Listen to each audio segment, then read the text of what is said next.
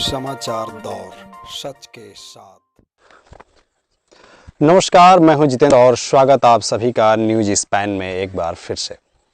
Corona virus से जो है ईश्वर को डरने की जरूरत नहीं है। कोरोना वायरस जो है ईश्वर की जो महिमा बनी हुई है समाज में, उसको कम करने वाला नहीं है। आप जब भी देखेंगे तमाम महामारियां आई हैं, इस बाढ़ से लेकर के तमाम तरीके की पैंडेमिक बीमारियां देश में चली हैं, इसके बावजूद भी लोगों का जो ईश्वर के प्रति जो आस्था बना हुआ है वो आज तक कम नहीं हुआ।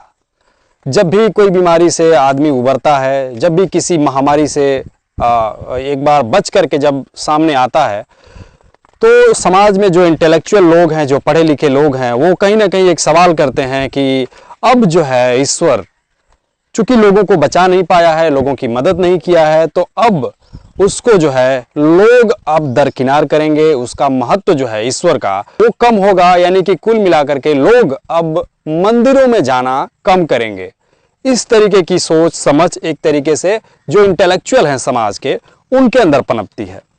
लेकिन तब भी जो लोग हैं, जो गांव में या शहरों में जो ईश्वर में आस्था रखते हैं, वो हमेशा ही जब भी बीमारियां आती हैं तो ईश्वर को याद करते हैं, लेकिन ईश्वर जो है उसको संभालने के लिए, उसकी मदद करने के लिए कभी भी आगे खुल करके नहीं आता है। और मनुष्य या जो मानव है वो कहीं ना कहीं विज्ञान की तरफ ही आस भरी नजरों से देखता है, और बनाए हुए जो मनुष्य का बनाया हुआ जो लैबोरेटरी है, जो लैब हैं, जो रिसर्च सेंटर हैं, वहीं से लोग जो है, जो साइंटिस्ट हैं, वैज्ञानिक हैं, वो दवाइयाँ बनाते हैं और ऐसे ऐसे पैंडेमिक महामारियों से लोगों के लिए दवाएं जल्द से जल्द बना करके उनको बचाने की कोशिश करते हैं और बचाते हैं। अगर तर्क और आस्था का अगर हम बात करें तो आप देखेंगे कि तमाम तरीके की जो है दवाएं बनाई गई हैं और लोगों को बचाया गया है। सैटेलाइट की सुविधा करके जो है तमाम तरीके की नेटवर्क की सुविधा लाई गई है। मौसम की जानकारियां पहले से जो है इकट्ठी की जाती हैं। भूकंप रोधी जो यंत्र हैं, उससे जो है तमाम भूकंप से रिलेटेड जानकारियां ली जाती हैं। सुनामी से रिलेटेड यंत्र को जो है के वजह से यंत्र से जो है हम जानकारियां पहले ही इकट्ठी कर लेते हैं कि कब सुनामी आने वाली है। इन सारी चीज़ों से जो है हम जानकारियां इकट्ठा करते हैं और अपनी और जनता की, पूरे देश की, पूरी दुनिया की एक तरीके से हम रक्षा करते हैं। और ये संभव होता है सिर्फ और सिर्फ विज्ञान की वजह से। तो इतनी बड़ी खोजबीन की सफलता के बाद भी विज्ञान ने ईश्वर की सत्ता को खत्म करने में सफल आज तक नहीं रहा है। जब भी जो है पैंडेमिक आती है, विज्ञान ही आगे बढ़ करके लोगों की मदद करता है, और इसके बावजूद जो लोग हैं वो मंदिरों से जो मोह है उनका भंग नहीं होता है। तो ऐसे हालात में ये कहा जा सकता है कि कोरोना जो है वो कुछ भी, ईश्वर का कोई इसमें जो है नुकसान नहीं होगा। एक बार लोग फिर से कोरोना से लड़ेंगे और जो है जीतेंगे, और जीतने के बाद फिर से वो ईश्वर की आस्था में उसी तरीके से लग जाएंगे जैसे कि वो पहले लगे हुए थे। कुछ उदाहरण मैं आप सबके सामने रखना चाहूँगा। एशिया में 2004 में सुनामी आई, और उस सुनामी ने पूरे एशिया को लगभग बड़े बुरे तरीके से जो है नुकसान पहुंचाया, और तमाम गांव, शहर सबको एक तरीके से जो है अपने चक्कर में, पैंडेमिक में लिया, और सबको भारी नुकसान झेलना पड़ा। इसके बावजूद जब वो सुनामी खत्म हुई, लोग अपने गाँवों को वापस गए, अपने शहरों को, अपने घरों को वापस गए, टूटे फूटे घरों को सही किया, और जो सरकारी स्तर पर जो पैसे मिलते हैं लोगों के लिए, उनके जो भी नुकसान हुआ है उसकी भरपाई के लिए जो सरकारी पैसे मिले थे, उन्हीं सरकारी पैसों से जो मंदिर भी टूट गए थे, जो मस्जिद टूट गए थे, उनको लोगों ने दोबारा से बनाया। लेकिन लोगों ने कभी भी ये सवाल नहीं किया कि हे ईश्वर, जब मैं तकलीफ में था, जब मैं परेशानी में था, तो तुम कहाँ थे। इस तरीके की चीजें इस ऐतिहासिक उदाहरण से आप देख पाएंगे कि 2004 में जब सुनामी आई और उसके बाद लोग इस तरीके से किए, तो इस 2020 में जो कोविड-19 है उसकी वजह से जो लोग इफेक्ट हैं, अब तक 4 से 6 लाख के आसपास लोगों की डेथ हो चुकी है पूरी दुनिया में। इसके बावजूद भी ये हम नहीं कह सकते कि लोगों की जो आस्था है वो ईश्वर से कम हो जाएगी या हट जाएगी, ऐसा बिल्कुल भी नहीं होने वाला है। थोड़ी सी इस पर और हम एनालिसिस करें तो आप देखेंगे कि जो तकलीफ से जो है ईश्वर का रिश्ता है।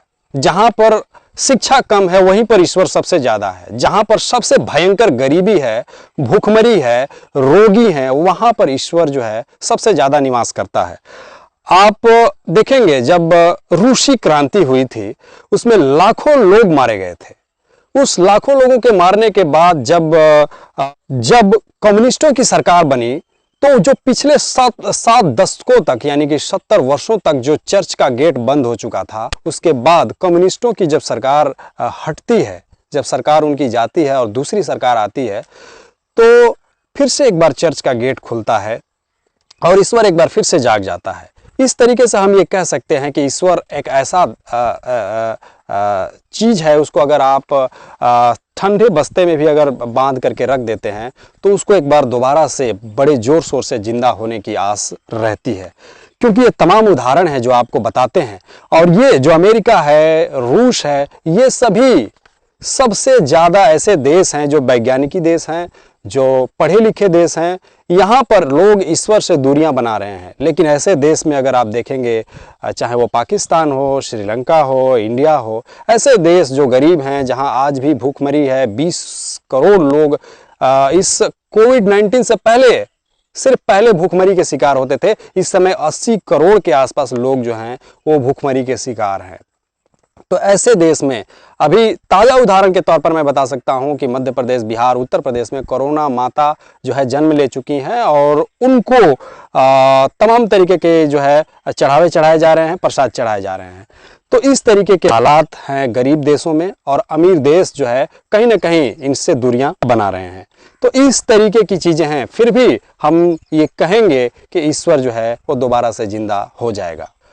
अब जो है एक ऐसे शख्स का जो है मैं जिक्र करने जा रहा हूं जो दुनिया भर में जाने जाते हैं, कार्ल मार्क्स, जिन्होंने कहा था कि धर्म जो है एक अफीम है। लेकिन उनका धर्म जो है अफीम कहने का मतलब कुछ और भी है, क्योंकि उन्होंने खुलकर ईश्वर का विरोध नहीं किया है।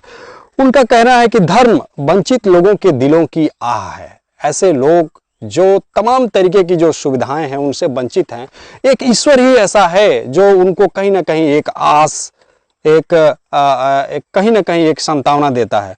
दूसरी, वो कहते हैं कि ये निर्दयी दुनिया में ईश्वर जो है एक दया है।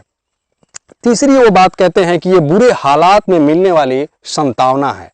जब आपके पास आसपास कोई नहीं रहता तो आप ईश्वर को ऐसे ही याद करते हैं और आपको कहीं ना कहीं एक तरीके से शांति मिलती है। तो ये जो है कार्ल मार्क्स का कहने का मतलब है। लेकिन इस वीडियो के माध्यम से मेरा बताने का मतलब यही है कि कुल मिलाकर के ईश्वर एक बार फिर से अपनी उसी मजबूती से आएगा, चाहे वो वैष्णो की माता का कपाट बंद हो, चाहे वो शिरडी के साईं बाबा का। लेकिन इसके 4 फैक्ट हैं और वो 4 फैक्ट मैं आपके सामने रखने की कोशिश करूंगा। नोन्स अननोन्स का मतलब ये मेरा कहने का है कि ये एक ऐसी चीज़ें हैं जिसमें आज भी वैज्ञानिक ये जानता है कि ये चीज़ें हैं, लेकिन उस पर अभी रिसर्च नहीं हुए हैं। ये पहला कारण है। अब मैं इसको ध्यान से मैं चाहूँगा कि आप सभी सुने। जो चीज़ें अभी भी अनजान हैं लेकिन हम उसके बारे में थोड़ा बहुत समझते हैं और अभी तक रिसर्च में नहीं आया है, उस चीज़ों को अननोन कहेंगे। लेकिन उस अननोन्स के बाद भी अननोन्स हैं, कुछ ऐसा परी चीज़ें हैं जिसके बारे में हम आज तक नहीं जानते हैं। तो इस वजह से जो है हम कहीं ना कहीं कहेंगे कि विज्ञान जो है वहाँ पर फेल है। इस चीज़ों को क्यों नहीं जानता है, इस तरीके के लोग तर्क देते हैं कि उसके बारे में क्यों नहीं जानता है विज्ञान, अगर इतना आगे है तो। दूसरा, विज्ञान के बारे में लोग ये भी कहेंगे कि कहीं ना कहीं ये ईश्वर की सत्ता जो है वो मजबूत होकर निकल सकती है, क्योंकि विज्ञान जो है वो नाकाम हुआ है। क्योंकि विज्ञान ने ये नहीं बताया कि कोरोना आने वाला है या कोरोना जैसी कोई पैंडेमिक बीमारी आपके सामने, आपके देश में आने वाली है। इससे पहले इसने सूचना नहीं दिया। विज्ञान पहले मौसम की जानकारी देता है, विज्ञान पहले सुनामी की जानकारी देता है, विज्ञान और तमाम चीज़ों की जानकारियां दे देता है। लेकिन ये जानकारी न देने की वजह से भी लोग कहेंगे कि विज्ञान इतना ताकतवर था तो उसने कोरोना के बारे में पहले क्यों नहीं बताया। तीसरी चीज, लोग कहेंगे कि कहीं ना कहीं धरती पर पाप बहुत ज़्यादा बढ़ गया है और इसकी वजह से ईश्वर जो है वो इस तरीके की बीमारियां लाकर बदला ले रहा है। तो ये लोगों के पास कहने के जो है अभी भी कुछ जुगाड़ू जवाब हो सकते हैं जो लोग कहेंगे। चौथा जो पॉइंट है वो ये है, लोग ये भी कहेंगे कि धरती पर पाप बढ़ गया है और ये पिछले जन्म के बुरे कर्मों का फल है जो ईश्वर इस समय आपको सजा के तौर पर दे रहा है। बहुत शुक्रिया, देखते रहिए न्यूज स्पाइन को। Thank you very much. Like, share और सब्सक्राइब करना ना भूलें। कमेंट करके किसी भी तरीके का कोई सवाल हो तो आप प्लीज़ कमेंट करिए। Thank you.